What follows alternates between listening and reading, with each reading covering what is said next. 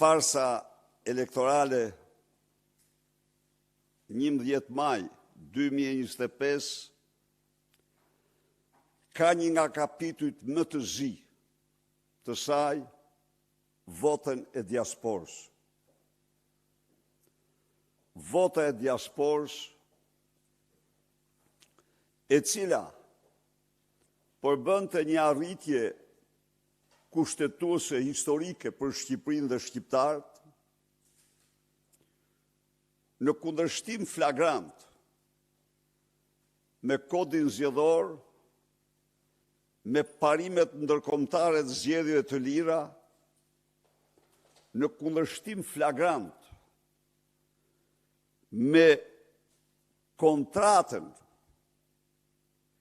e përcaktuar me marrëveshje dhe konsensus, procesi u shtetëzuar tërësisht nga narkoshteti. Pas shtetëzimit të këtij procesi, narkoshteti nuk tregoi as kujdesin më të vogël për të fshehur durt e tij të zeza të manipulimit. Të manipulimit të gjithanshëm të këtij procesi, i tëri në durt e Tauland Balls, Lubi Ballukut dhe personave kriminal,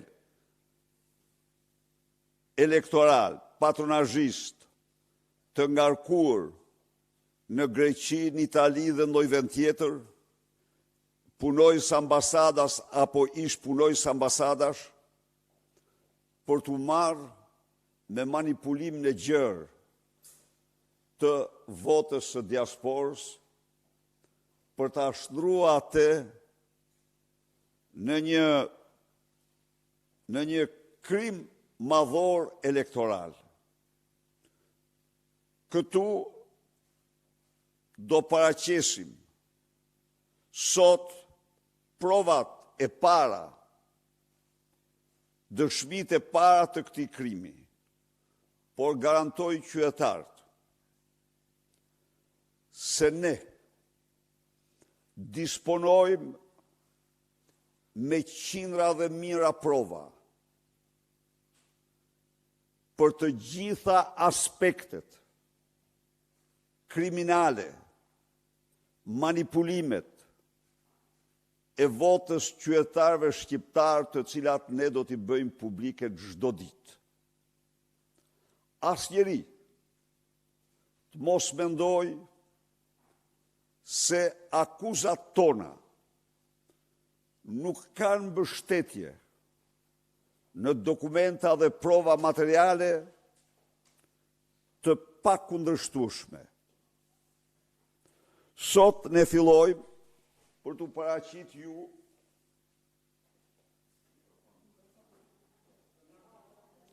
disa rezultate që flasin vetë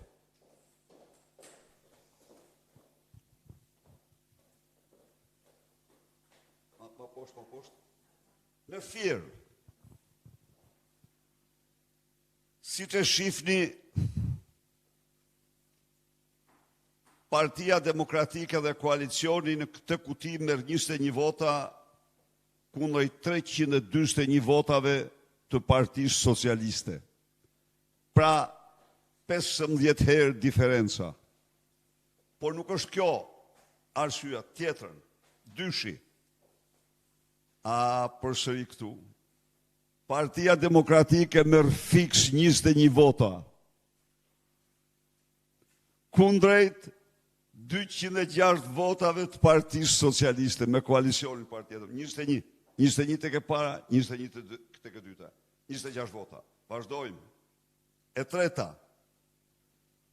Përsëri koalicioni zbatohet urdhri. 21 vota kundër 284 votave. Vazhdojmë. Përsëri Partia Demokratike koalicioni 21 vota kundër 302 votave. Vazhdojmë. Partia Demokratike, po në firë, 21 vota, se ka që thoshte Lubi Balluku. 346 vota Alubia dhe Edi Rama.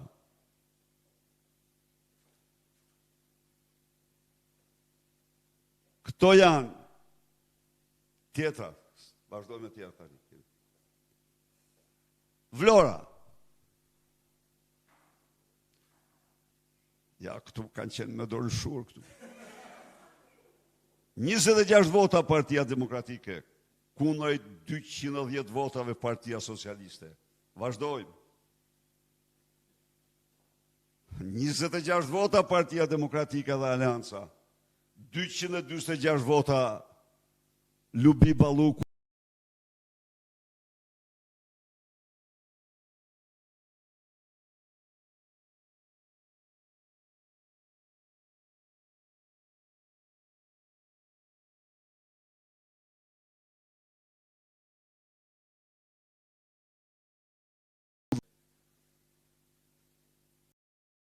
Tjetër, 26 vota Partia Demokratike, 219 vota Partia Socialiste.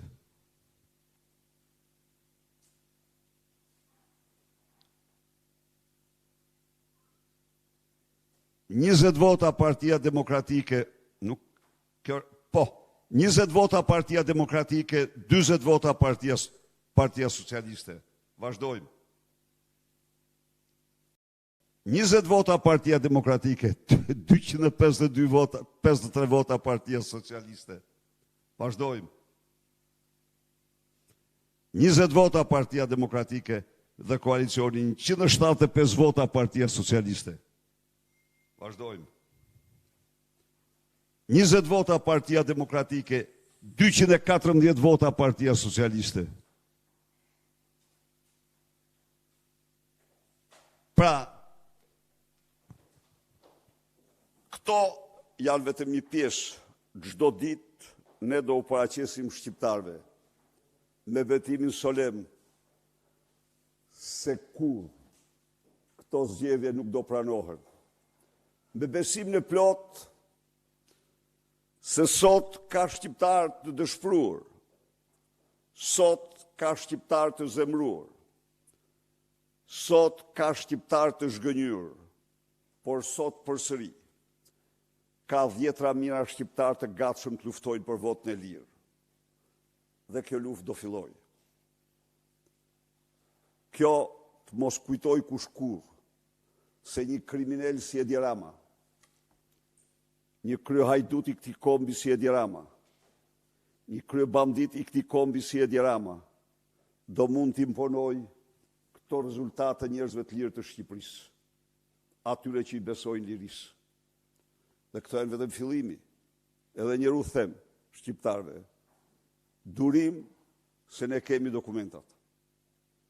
Ne kemi bërë gjithçka për të mbikëqyrë votën tuaj. Ne natyrisht me Kalashnikov votë nuk mbrojmë. Por tani lufta fillon. Ne nuk pranojmë kurrë zgjedhje të tilla. Nuk pranojmë kurrë një rezultat të tillë. Kemi, thash dhe njëherë, çdo ditë këtu do njihi. Ka farsë më të turshme se kjo. U sjell dhe të tjera, do sjell prapë.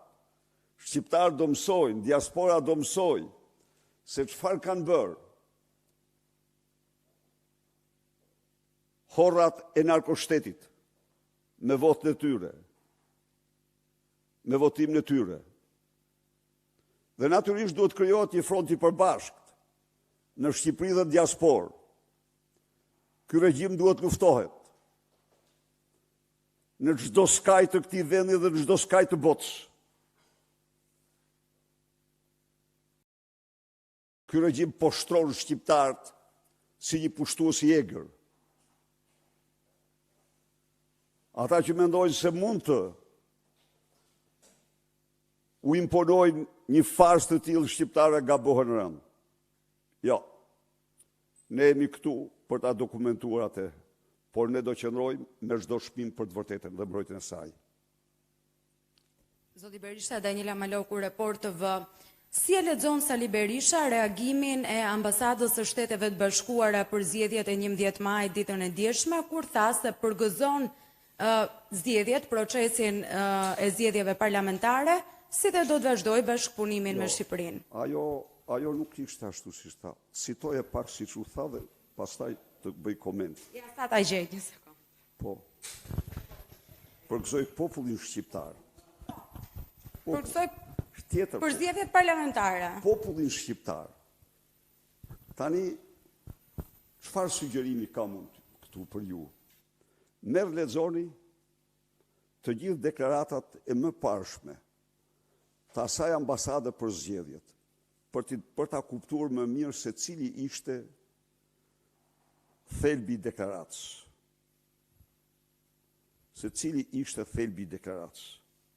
Kjo është përgjigjja ime. Lexoni ato të vitit 2021 si kanë qenë. Ju si e keni lexuar? Prit. Lexoni vitin 2021. Lexoni pak disa nga deklaratat e sekretarit Rubio për zgjedhje në vendet ndryshme të botës.